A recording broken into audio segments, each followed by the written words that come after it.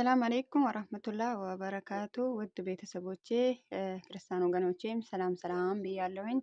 እንዴት ናችሁ? ሰላም ናችሁ? ከኔ ጋር አልሐምዱሊላህ ሰላም ነኝ። ዛሬ በቤቴ ብቅ ብያቸዋለሁኝ ብያላቸዋለሁኝ። ውድ እህትና ወንድሞቼ እንዴት ናችሁ? ሰላም ናችሁ? ከኔ ጋር አልሐምዱሊላህ ሰላም ነኝ። ዛሬ ጁምዓ ነው እላችኋለሁኝ ቤተሰቦቼ እንዴት ይዟችኋል? አፍያ ጤና ከኔ ጋር አልሐምዱሊላህ ደህና ነኝ። ዛሬ የተጨነቀው የሚፈረጅበት የታመመው የሚሽርበት ዛሬ ጁምዓውን አላህ ያርግልን። ሀገራችንም አላህ ሰላም ያርግልን። ወጥቶ ከመቅረት አላህ ይጠብቀን።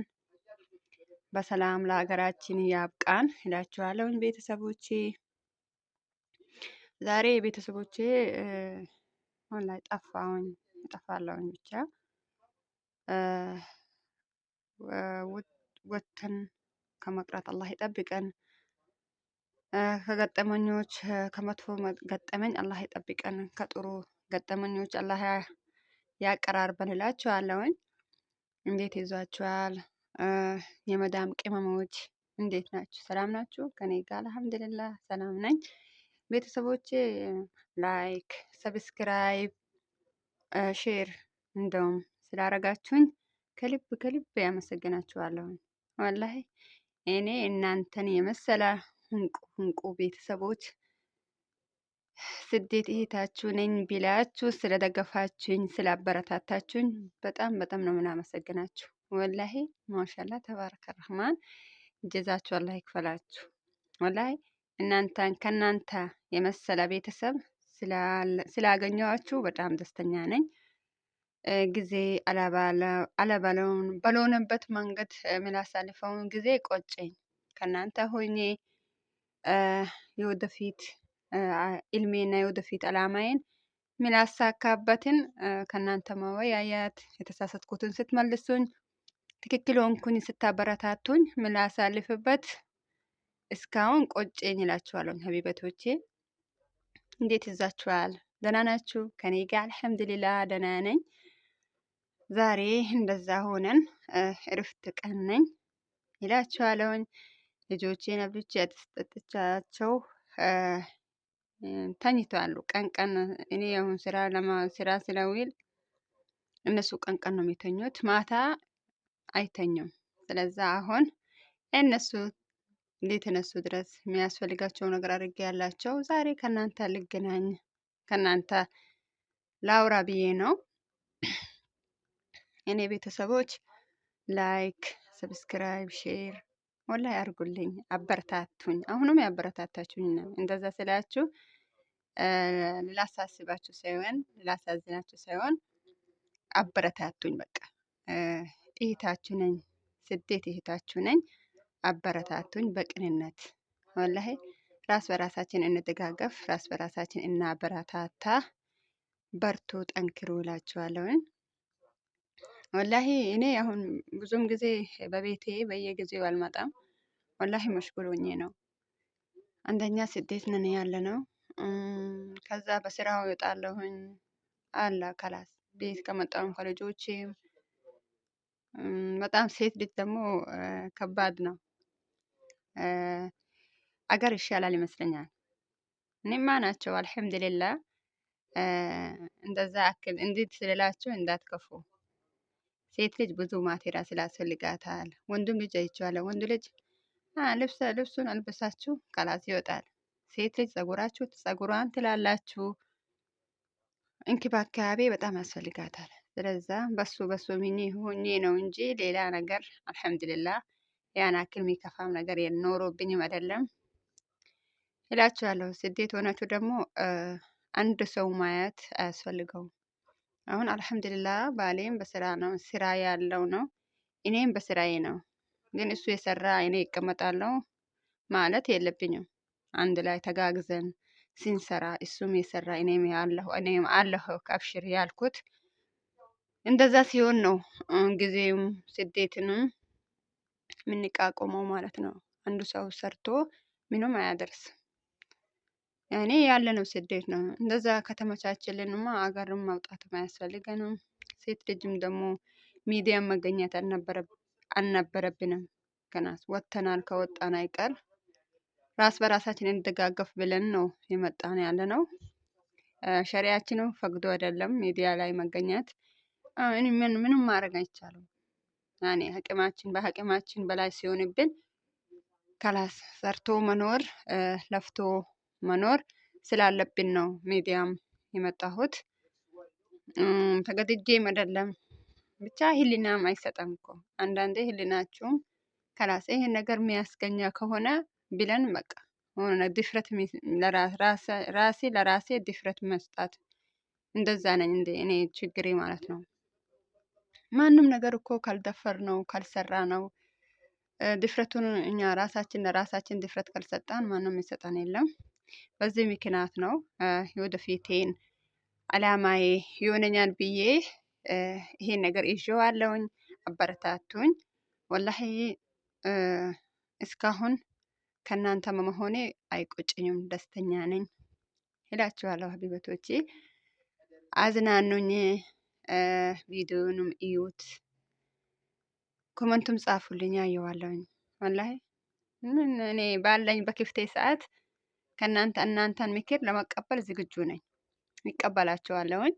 አበረታቱኝ እላቸዋለሁኝ። ቤተሰቦቼ አላህ ይጠብቅልኝ። አላህ ከእናንተ ይሁን። ዊላችሁ አላህ ሰላም ያርግላችሁ። አላህ አላማችንን በቅርብ አሳክተን ለአገራችን ከቤታችን ምንኖር ሰው አላህ ያርገን። አገራችንም አላህ ሰላም አርጎን አላህ ምስር ያርግልን። አገራችንም የሰው ሀገር በቃችሁ ብሎን ምንኖር ሰው አላህ ያርገን። የሰው ሀገር የሰው ነው ይላችኋለሁኝ ቤተሰቦቼ።